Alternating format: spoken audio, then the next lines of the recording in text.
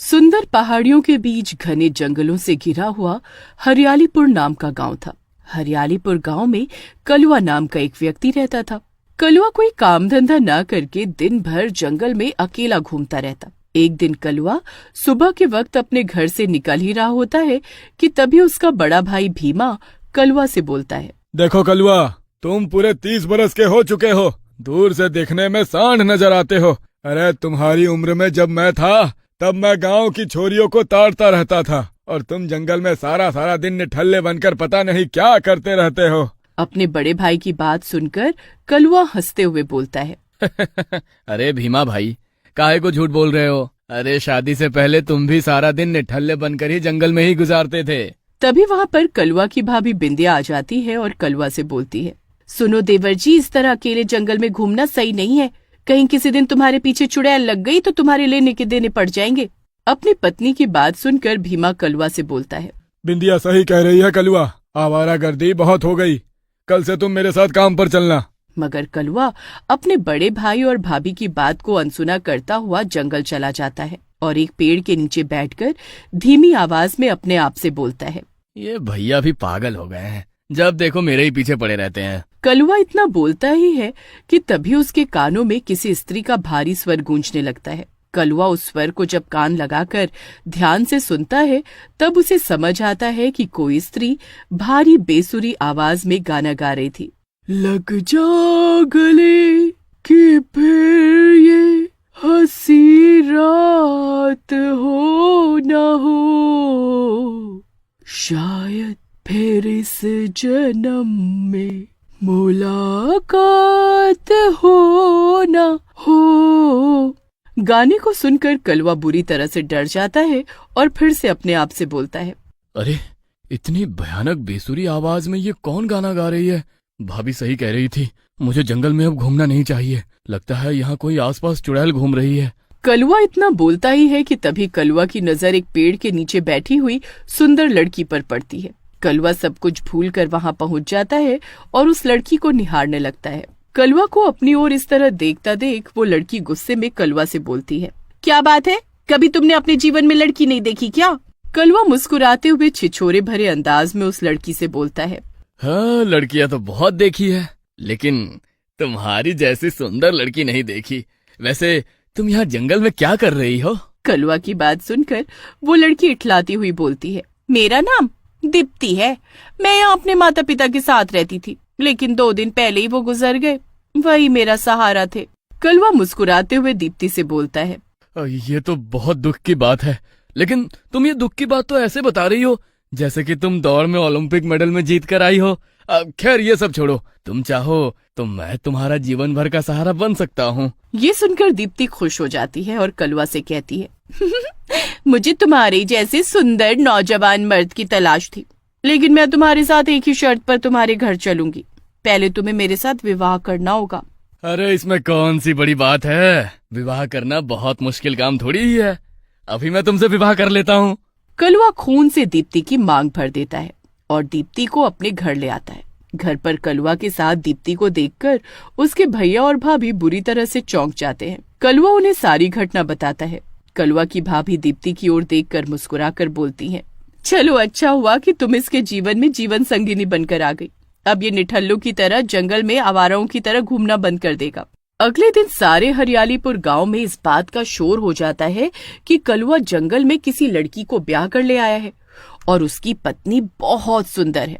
ये सुनकर हरियालीपुर का बूढ़ा मुखिया गांव के ही व्यक्ति बलिया से बोलता है, अरे बलिया, ये क्या सुन रहा हूँ कि कलुआ जंगल से किसी सुंदर लड़की को ब्याह कर लाया है? मुखिया की बात सुनकर बलिया गुस्से से मुखिया से कहता, अरे शर्म कर लो मुखिया जी, अब तो छिछोरपंती छोड़ दो। तुम्हें कलुआ की पत्नी से क्या मतलब है? अरे तुम काहे गलत समझ रहे हो बलिया, गांव की लड़की को आशीर्वाद देना मेरा कर्तव्य है। इतना बोलकर मुखिया कलुआ के घर पर चला जाता है और कलुआ की पत्नी को छिछोरे भरी नजरों से देखने लगता है। कलुआ की पत्नी दीप्ति गुस्से से मुखिया से बोलती है, अरे कौन है रे तू बुढ़े, तू अंदर कैसे चला आया? चल भाग यहाँ से। तभी वहाँ पर कलुआ आ जाता है और दीप्ति से बोलता है, अरे दीप्ति, ये हमारे गांव के मुखिया है। बुढ़ा कहीं का शमशान जाने की तैयारी कर रहा है, मगर इसकी रंगीन मिजाजी खत्म नहीं हो रही। इतना बोलकर कलवा मुखिया से बोलता है। अबे ओ मुखिया, जी तो चाहता है तुझे धक्के देकर यहाँ से बाहर निकाल दूं, लेकिन क्या करूं, तू गांव का मुखिया है। अरे मैं तो तुम्हारी पत्नी को आशीर्वाद देने आया था। अरे मेरी पत्नी को एक कुंवारे छिछोरे बुढ़े के आशीर्वाद की कोई जरूरत नहीं है। कलवा की बात सुनकर मुखिया वहाँ से चला जाता है। रात के वक्त अचानक कलवा की पत्नी दीप्ति उठ जाती है और देखते ही देखते एक चुड़ैल में बदल जाती है। दरअसल दीप्ति एक चुड़ैल ही थी और इस बात को कोई नहीं जानता था। चुड़ैल घूर घूर कर सोते हुए कलवा, भीमा और उसकी पत्नी को देखने लगती है और अपने आप से बोलती है, इन तीनों का तो सबसे बाद में खून पीऊंगी, लेकिन पहले मैं उस रंगीन विचार मुखिया को नरक पहुंचा कर आती हूँ, जो औरत को कितनी गंदी नजर से देखता है। इतना बोलकर चुड़ैल बाहर निकल जाती है और सीधे मुखिया के घर का दरवाजा खटखटाने लगती है। मुखिया आंखें मसलते हुए गुस्से से बोलता है, अरे अब इतनी रात में कौन आ गया? मुखिया जैसे ही दरवाजा खोलता है तो वो चुड़ैल को देखकर घबराता है। चुड़ैल? हैं? मुखिया को देखकर चुड़ैल हंसते हुए बोलती है, अरे रंगीन मिजाज मुखिया, क्या हुआ? मुझे देखकर तुझे रोमांस नहीं सूझ रहा? आओ मैं तुम्हारा रोमांस खत्म कर देती हूँ। चुड़ैल मुखिया का खून पीकर उसे मार देती है और सीधे घर पर आकर दीप्ति बनकर सो जाती है। उस रात के बाद चुड़ैल गांव में किसी न किसी का खून पीकर उसे मार देती। गांव में दहशत का माहौल कायम हो जाता है। एक दिन बिंदिया अपने पति भीमा से बोलती है, गांव में तो चुड़ैल का आतंक दिन ब दिन बढ़ता जा रहा है। हाँ बिंदिया, जो भी उस चुड़ैल को देखता है वो किसी को बताने के लिए जीवित नहीं रहता। मुझे तो कभी कभी अपनी देवरानी दीप्ति पर शक होता है। जब से वो गांव आई है तब से ये सब कुछ होना शुरू हुआ है।